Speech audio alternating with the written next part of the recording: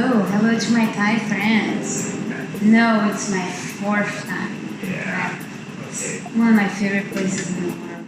Last time I was here for 11 weeks. And I was only supposed to be in Bangkok for 2 weeks. But 2 weeks ended up turning into 6 weeks. Just because I love Bangkok and I love Thailand so much. So I arrived here a week ago. On the 10th of September. I've been playing around. I have a gig tonight at the Siam Gallery, and I've just been listening to music, training Muay Thai, and eating good food. I strongly believe that Muay Thai and music are very well connected in the sense that you have to focus, you have to practice every day, and you make all these friends. I love it.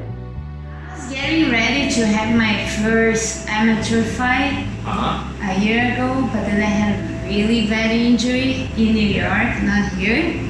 So now I'm coming back to it. I'm rusty. So I've been training for 5 years, but I've never had a fight. I think Thailand is one of the best places in the world to be because I just love Thai people. I love the culture. I love the music. It's the best. Well, I like the stuff from the north, like the papaya salad, and I like the things with crab, and fried basil. Anything very spicy. I love spicy food. Yes. Okay, so I started playing bass professionally in São Paulo, Brazil, when I was 13 years old.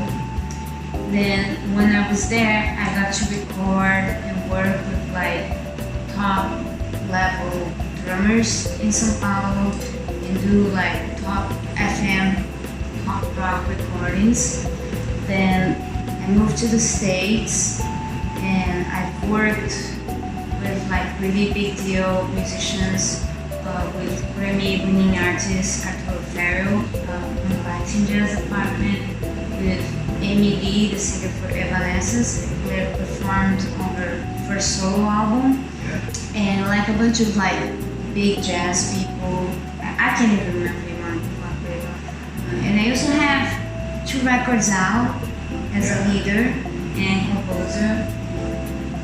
One of them was re-nominated to the Grammy and it was featured on Billboard magazine Brazil, which for me felt like a really big honor to be featured in one of the biggest medias in the country. Since 13 years old, and in New York I also played like at places like Lincoln Center, Carnegie Hall, the Blue Note. Well, because I had been obsessed since I was 8 years old to play drums, and my parents didn't want to let me do it because they were like, you're just gonna make a bunch of noise and you're gonna give up. And back then in Brazil, the import tax for musical instruments was very, very high. So it was 75% of import tax.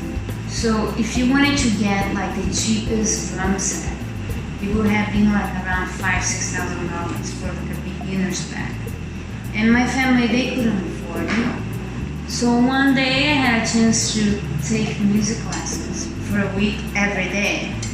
So the teacher said, okay, what instrument do you want to learn?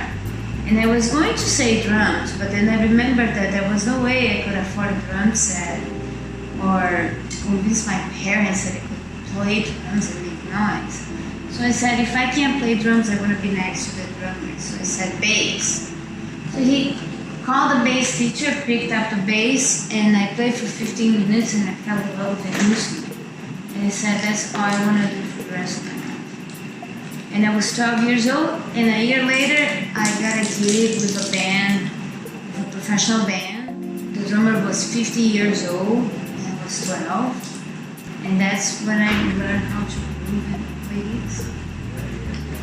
So a lot of Brazilian bass players, obviously, but like American well-known bass players, Larry Graham, which I actually wrote a song for him and I recorded on my first album. And someone gave him my CD and he got to listen to the song. And it was like a pretty emotional moment. Larry Graham, Marcus Miller, Anthony Jackson, Jello Pastorius. Yeah. And you know, also like bass players that I got to study with in New York, Reggie Workman, he was a bass player for John Coltrane, and Bob Crenshaw, he was the bass player for Sonny Rollins for years. So I was very highly influenced by him. I don't think there's one that's more difficult than the other. I think it's a different device and a different mindset. It would be something like saying, I don't know, what's harder, to swim or to run? Oh, yeah. It's a different thing. They're both difficult. I think that for the studio, the challenge is to be able to focus and have a certain level of perfection in your execution.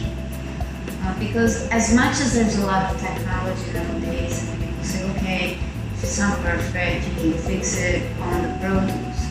Nobody wants to spend 100 hours trying to fix your imperfections. And for live, you have to be able to perform and interact with an audience and interact with the other musicians in the band in a different way. And have energy and try to not just be the person that's sitting behind an instrument and playing, but like with the mindset, like how can you make the people in the audience go home feeling like they had a better day because they heard you. So I like both, but it's a different mindset. Yeah. I spend a lot of time doing it. I see it this way, okay? I can be the best, most musical talented person, but if I don't understand what you need from me as a bass player, I cannot communicate with you musical things, and we can't make music.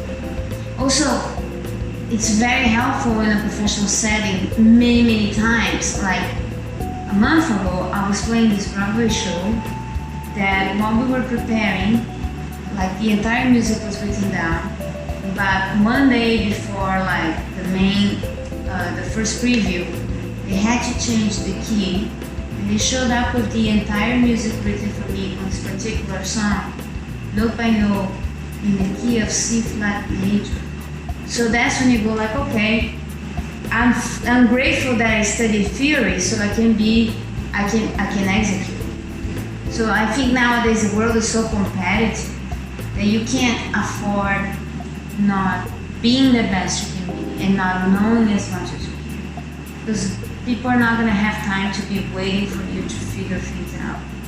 And on the performance level also, many times I'm playing a gig and in the middle of the set, the singer says, my throat's not feeling very well, can we play that song, a minor third below? And you're like, okay, sure, no problem. But because I've done that work studying theory in the past, so that's, I think it's very important. Is try to listen to the authentic stuff. Like if you want to be good at playing Brazilian music, a Brazilian bass, just listen, don't listen to Americans playing Brazilian music. Listen to the people from the slams of Brazil that were very poor, they're playing like the roots, raw thing. If you want to play real R&B and hip hop, listen to the people from Harlem, from the Bronx. Like try to seek out for the source and don't be shy. Like if you find that there's a Cuban drummer in Bangkok and the guy's hanging out, just go, hey, can I get together with you and can we play? So don't be afraid to seek out for the source, but like try to look for the authentic things. If I want to eat Thai food, I'm going to the little lady in the middle of nowhere, like in a small place in Bangkok. I'm not going to a fancy big restaurant. Yeah, that's not real. Yeah, you know? Street food. Exactly, I love street food, but you know what I mean? Like, if I want real Thai food, I'm gonna go get Thai food from a Thai lady. I'm not gonna, and the same thing is with music. It's very important. So this is a custom-made Masino bass. That Masino is a luthier from New York. He made it for me. It's a 5-string. I only play 5-string basses. And it's got custom pickups by Nordstrom. They're a pickup company out of California. And I'm using an OBP-free Aguilar preamp. I like it that it's light and it's versatile and it has a natural tone. Like if you look at the settings, so these are the settings from the Aguilar OBP-free preamp. So this is the low, this is the mids, and this is the highs. I barely boost up the lows, and it's easy to play as if you're trying it out. I don't believe in. Sometimes some people think that you need to have high action, you need to make it difficult. I want the instrument to be as comfortable as possible. Playing an instrument shouldn't be suffering. You shouldn't feel any pain or discomfort. So if it doesn't feel good, it doesn't feel correct, then that instrument's not for you. So that's my philosophy. So I have a Tone Hammer 500 and I use it with a DB112 cabinet. And the reason why I have that setting is because, as you know, the 500 is so light that you can carry like this. And for me, I live in New York City. I take the subway everywhere, like many, I believe, many bass players here in Bangkok. And it's just like, I don't want to be breaking my back carrying something heavy. So it's beautiful, like everywhere I go, I take this amp that's like not even 3 kilos. And it sounds amazing. And it works as a DI also, as a preamp. And it has no noise, no hisses, it's just perfect. It's like the best gear ever. Light, sounds great, and you don't need to always use it with a speaker. So I've done many recordings that I show up and I don't know what the studio is with the engineer. So I go like, I don't know what's gonna happen. So I bring my bass and I bring my tone hammer and I say, this is my PI, this is my sound. And it instantly makes it sound good. Yeah, I always give them a pulse because I think that the Aguilar system, it doesn't matter if it's 700, the 350 or the 500. The pre-sound, the whole circuit and the EQ, it makes you sound so good and it's very responsive to your hand and to your touch. Many preamps, when you plug the bass into it, kind of like, I say, plastify your sound. It makes it too generic and squeezes it. And I want to be able to have a preamp or cabinet or a bass head that works towards what I want, what I hear, what I feel. You know, so sometimes I play very soft and sometimes I play very loud, and it responds to the touch of my hand. For you guys wondering about this, the circuit's the same. The sound, the tone is the same. The only thing that changes is that this has more power. Yeah. So if you want to be louder, just take the 500, the 700. I love it. It sounds great. I used it recently a 700 a performance with a rock artist at this really famous rock club in New York. Was it like a month ago? At Arlene's Grocery. I love it. It's great. And again, like, guys, look at this. It is nothing.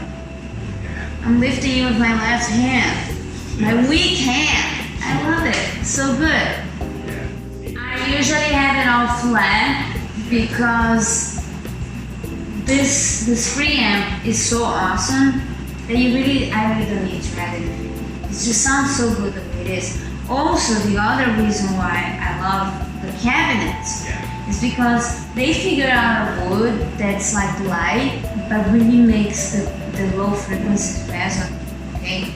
So as you know, you loaded up this cabinet. It weighted nothing in comparison to some old school cabinets that's just like breaking your back, right? So because this wood naturally sounds so good and the way the speakers are, the way they design, these guys are geniuses. By the way, I've been to the factory many times. I'm telling you, this guy's really good. Anyway, just because the way it's done, I don't really do anything. It sounds great, flat. That's it.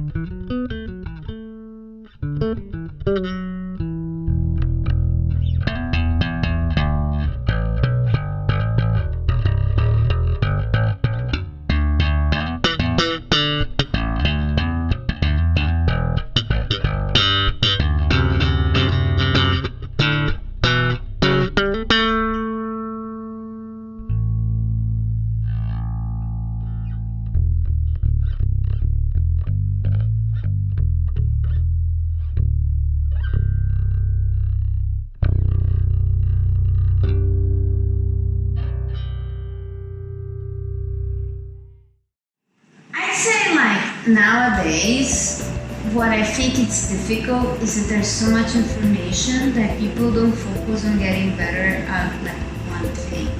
Everybody, oh now I want to do this one thing I saw on YouTube and then I want to do this other thing. So try to like make a plan of what you want to do. Where do you want to be, see yourself in 1 year from now? Come up with a plan, come up with a vision and then work on it. Every day, like 15 minutes on every single little thing that you think you need to improve to get where you want to be. Thank you for having me.